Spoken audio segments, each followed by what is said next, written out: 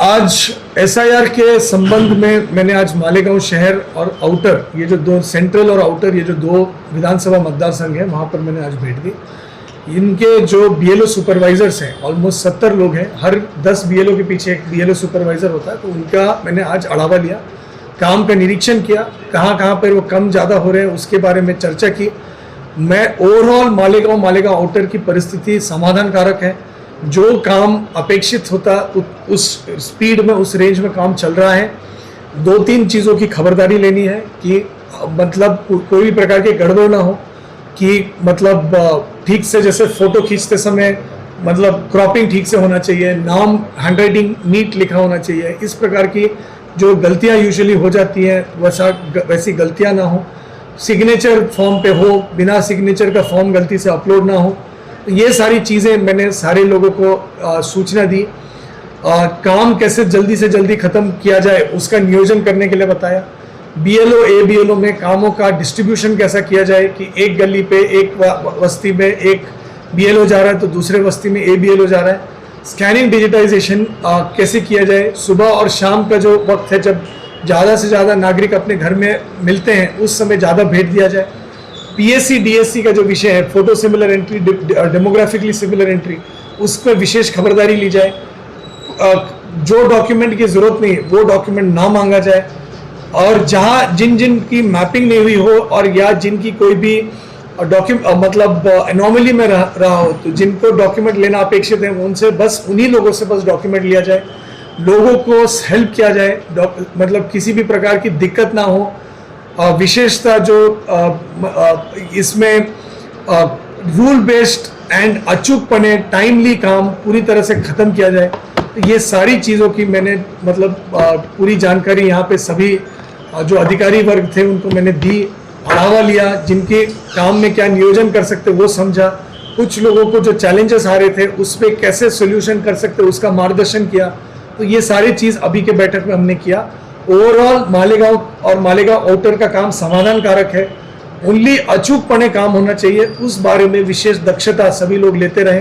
Political parties ने अभी तक बूथ लेवल एजेंट्स की नियुक्ति जो जिस संख्या में करनी अपेक्षित थी, बहुत सारे राजकीय पक्षों ने अभी तक नहीं की है। मैंने अपील की है कि उन्होंने करनी चाहिए, जिसके वजह से जो भी काम होगा बीएलए के देखरेख में होगा। जैसे काउंटिंग जब होता है तो हर टेबल पे एक काउंटिंग एजेंट बैठता है, उसी तरीके से हर पेपर जो इलेक्शन का हो वो निरीक्षण के अंतर्गत हो। ये हमारी एकमेव अपेक्षा है। सर, ये अपना मैपिंग हुआ है जिनका, उनका फॉर्म नहीं मिला, उनका नाम काट दिया गया मैपिंग होने के बाद, इसके लिए अभी बाहर प्रांत ऑफिस के बाहर धरना आंदोलन चालू है उसी को लेकर। मैपिंग होने के बाद नाम काट दिए गए, इसका तकरार या कोई स्पेसिफिक तकरार मैंने अभी पूछा अधिकारियों के पास, स्पेसिफिक तकरार इन्होंने कहा कि इनको नहीं मिला है। बट अगर किसी का ऐसा है कि कोई किसी का नाम डिलीशन हुआ है, उस डिलीशन को हम लोग चेक कर लेंगे। परंतु एक मैं आपको बात बताना चाहता हूँ, हमारे पास पूरे जिले में 89,000 डिलीशंस हुई है। बस मालेगांव की बात नहीं है, और ये डिलीशन कुछ 2 महीने में नहीं हुई है। ये डिलीशन का जो पीरियड है अक्टूबर से लेके 16 जून तक के पीरियड का मैं बता रहा हूँ। 89,000 89,000 डिलीशंस वहाँ पे मालेगांव में हुई है। इस बारे में पूरी तरह से पूरे जिले में हुई है, जिसमें मालेगांव में 20,000 के आसपास डिलीशंस हुई है। इस बारे में इसकी एक प्रोसेस है, डायरेक्ट डिलीशन हो नहीं सकती, और ये ऑनलाइन सॉफ्टवेयर मॉनिटर्ड प्रोसेस है। पहले उसमें हम लोग आइडेंटिफाई करते हैं कि डबल नेम, उसमें डबल नेम के साथ साथ फोटो सिमिलर होना चाहिए। आज एआई के माध्यम से अगर आपने फोटो सोशल मीडिया पर लगाया तो खुद ही डब्बा बना के बोलता है कि ये इनका नाम हो सकता है। तो उस तरह के फोटो सिमिलर एंट्री हमारा सॉफ्टवेयर जो है इलेक्शन कमीशन का, वो क्लियर बताता है कि ये 2 लोगों का फोटो मैच हो रहा है। उसके बाद घर पे जाके वहां पर फॉर्म नंबर 7 भरना पड़ता है, पंचनामा करना पड़ता है। उसके बाद उस पर नोटिस निकलती है। नोटिस का 15 दिवस का वेटिंग पीरियड है, और वेटिंग पीरियड के बाद वो डिलीशन की प्रक्रिया होती है, और हर राजकीय पक्ष की बैठक में वो यादी समोर रखा जाता है। उसके अगर उसका कुछ अगर गलतियां हुई हैं, उस यादी पे गलतियां मांगी जाती है, और उसके बाद ये फाइनलाइज होता है। इस डिलीशन को लेकर मैं मालेगांव आता रहा हूं, मैं खुद और अदरवाइज हमारे बाकी अधिकारी, यहाँ पे हमारे एक सीनियर अधिकारी केकन साहब एडिशनल कलेक्टर हैं, अभी रिसेंट तक जब तक इसमें मतलब ये न्यूज में कहीं नहीं आया कि इतने डिलीशन हुए, तब तक एक भी तकरार प्राप्त नहीं थी कि ऐसा डिलीशन किसी का हो गया। सर अभी तो बाहर परंतु इस बारे में जो भी तकरार अगर मिलती है उसकी तपासनी करके उसको दुरुस्त की जाएगी। ये एक मतलब एक कंटिन्यूस प्रोसेस है, ठीक है। इसमें डिसीज्ड पर्सन की यादी, ठीक है, मय्यत व्यक्तियों की यादी, महानगर पालिका की जो डेथ सर्टिफिकेट का रजिस्टर होता है, मृत व्यक्ति का रजिस्टर, ग्राम पंचायतों का जो मृत व्यक्ति का रजिस्टर होता है, ये सिर्फ मालेगांव का नहीं है, पूरे नासिक डिस्ट्रिक्ट, पूरा महाराष्ट्र राज्य और पूरा भारत देश का मृत व्यक्ति की यादी टाइम टू टाइम मिलती है। उसकी वेरिफिकेशन होती है। जस्ट बिकॉज यादी आई म्हणजे डिलीशन नहीं होता है, उसकी वेरिफिकेशन होती है, उसकी एक प्रोसेस होती है, 15 दिन का नोटिस पीरियड होता है, उसके बाद उसकी मतलब डिलीशन की प्रोसेस होती है। ऑब्जेक्शन के बाद हियरिंग भी होने की भी है। लेट से कि एक ग्राम पंचायत या कुठले स्थानिक स्वराज्य संस्थान ने ऐसा दिखाया कि ये व्यक्ति मृत है और यही व्यक्ति वो मृत व्यक्ति है, उसकी सुनवाई होती है, उनके घर के एड्रेस पे बीएलओ खुद भेज देता है। तो इस पूरे प्रोसेस में क्लैरिटी है, इस पूरे प्रोसेस में पारदर्शिता है। परंतु यदि कुठलेही ऑब्जेक्शन है तो आप अपने ईआरओ से संपर्क करें कि ये जो डिलीशन हुई है, ये वाला व्यक्ति मय्यत करके दिखाया गया है या स्थलांतरित करके दिखाया गया है या अमुक दिखाया गया है, वो जो डिलीशन है उसमें कुछ भी प्रकार का प्रॉब्लम है, वो स्पेसिफिक कंप्लेंट अगर है उस स्पेसिफिक नाम के साथ, तब उस पर ऑब्वियसली उसकी एक प्रोसेस है, उसकी तपास होती है, उसके बाद उसकी दुरुस्ती होती है। सर ये 8 अगस्त से पहले अगर उनका हो जाता है तो क्या उनको फॉर्म देना मुमकिन होगा? नहीं, उसका फिर ड्राफ्ट रोल के उसका एक प्रोसेस है, इलेक्शन कमीशन की क्लियर गाइडलाइंस है, उसको आप पढ़ लें।